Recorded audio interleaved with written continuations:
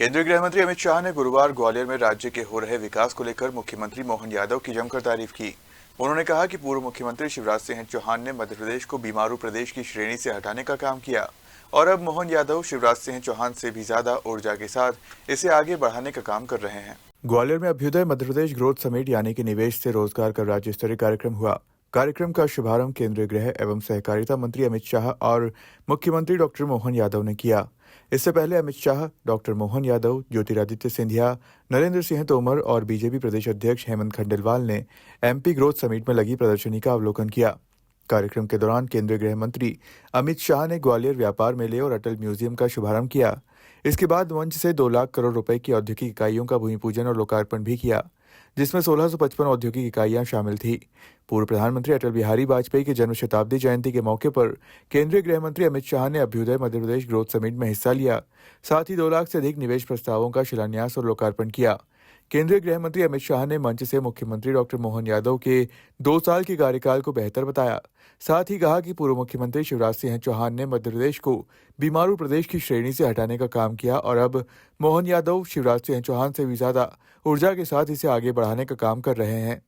जमाने में दिग्विजय सिंह का शासन था, मध्य प्रदेश बीमारू शासन बनकर रहेगा, बीमारू राज्य। शिवराज जी ने मध्य प्रदेश पर से बीमारू का टैग हटाया। भारतीय जनता पार्टी के लंबे समय रहने वाले मुख्यमंत्री बने और अब मोहन यादव जी शिवराज जी से भी ज्यादा ऊर्जा के साथ इसको आगे बढ़ाने का काम कर रहे हैं। इससे निश्चित रूप से मध्य प्रदेश अब विकसित राज्य बनेगा। यहाँ शानदार हाईवे बन चुके हैं।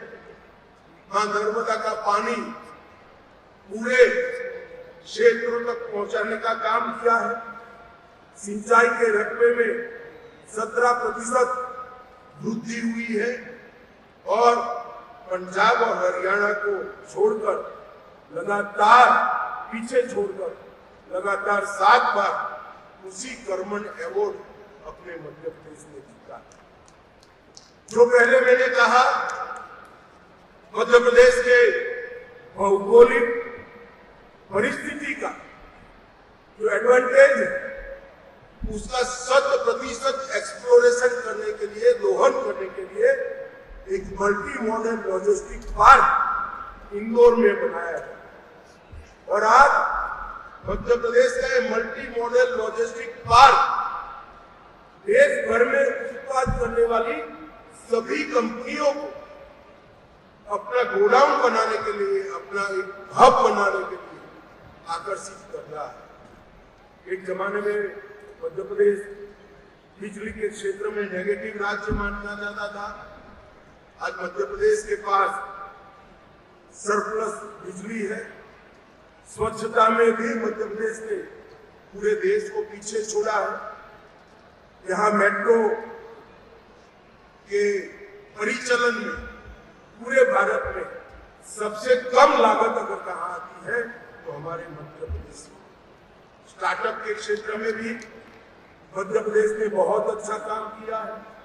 Agriculture, food processing, mineral based industries, renewable energy, logistic, textile, pharma, IT, tourism, हर क्षेत्र में इंडस्ट्री भी लगी है और स्टार्टअप भी बना। और कुछ स्टार्टअप तो लगभग 50% स्टार्टअप हमारी महिलाएं, हमारी बच्चियां चला रही।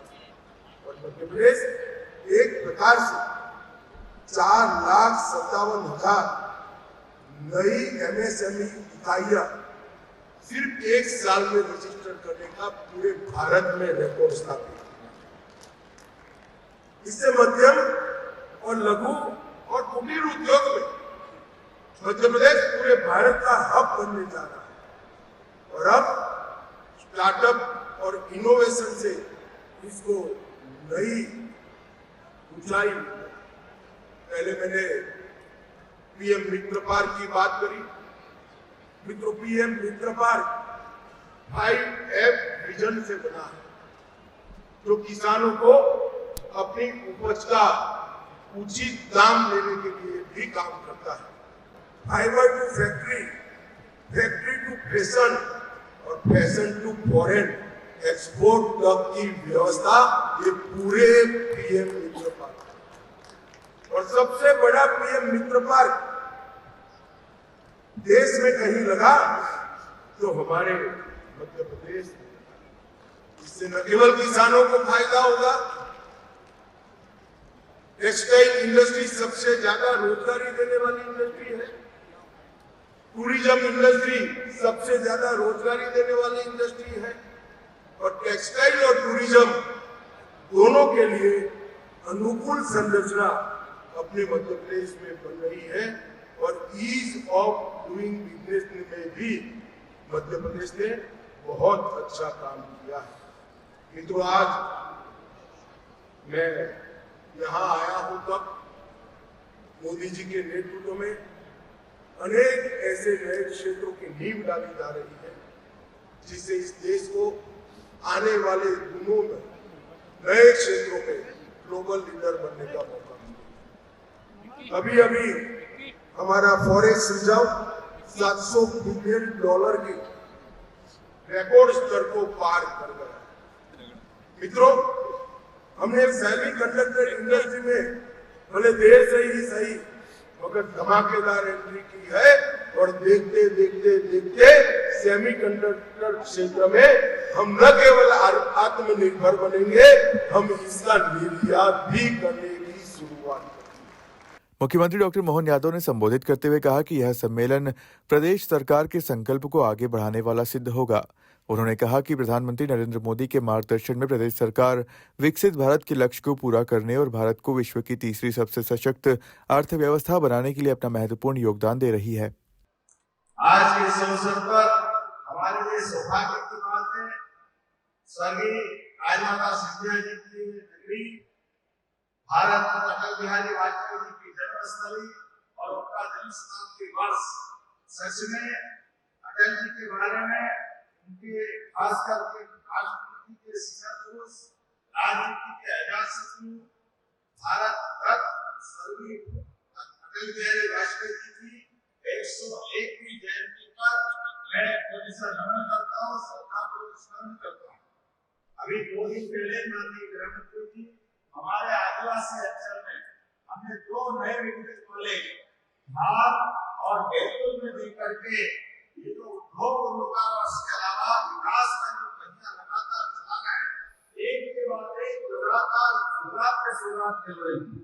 ये इस बात की प्रसन्नता है देश की 8.5 करोड़ जनता के लिए आपके माध्यम से GIS के आधार पर भोपाल में जब हमने उद्योग रोजगार का अवसर पर ये संकल्प किया था कि हमारे राज्य के अंदर सभी क्षेत्रों में रोजगार के अवसर उपलब्ध कराएंगे, जिससे महिला, युवा, गरीब, किसान सभी लोगों का कल्याण करने के लिए माननीय प्रधानमंत्री श्रीमान नरेंद्र मोदी ने जो 4 श्रेणियां दी, जोरदार अभिनंदन श्रीमान नरेंद्र मोदी जी का करें, हमारे अपने यशस्वी प्रधानमंत्री जिनके कारण से हमारी सरकार उनके आशीर्वाद से आपके मुसलमान एक करके सभी क्षेत्रों में समान रूप से अपने विकास के नए आयाम रख रही है।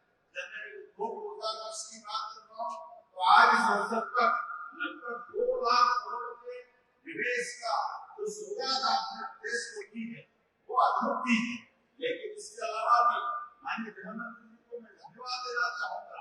हमारी सालों पुरानी एक ऐसी 33 साल पुरानी परेशानी जिसके आधार पर इस प्रदेश में कई कई निरंतर लोगों के हाथ काटे गए, पेट काटे गए, हत्याएं की गई नक्सलवादियों द्वारा, और आपने अपनी माननीय प्रधानमंत्री के आशीर्वाद से और आप ऐसे नक्सलवादियों के सताने का खत्म करने का भाव से ये जो देश को मुक्त कराने का संकल्प लिया, इस बात की प्रसन्नता है। आपने आजादी के बाद पहली बार ऐसा एक तरह से दूसरे को लेकर के एक संकल्प लेते हुए एक राजनेता और केवल संकल्प के धनी उसको मुक्त कराने के धर्म के हमारे मित्र रहे। इस बात की प्रसन्नता है।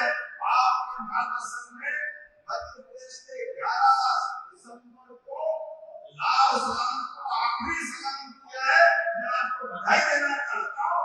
सच में ये बहुत बड़ा काम आपके माध्यम से हुआ, जिसके आधार पर कांग्रेस के लोग इन्हें अपने शासनकाल में अपने मंत्री को खोया, वो मुख्यमंत्री दुर्भाग्य के साथ लेना पड़ेगा।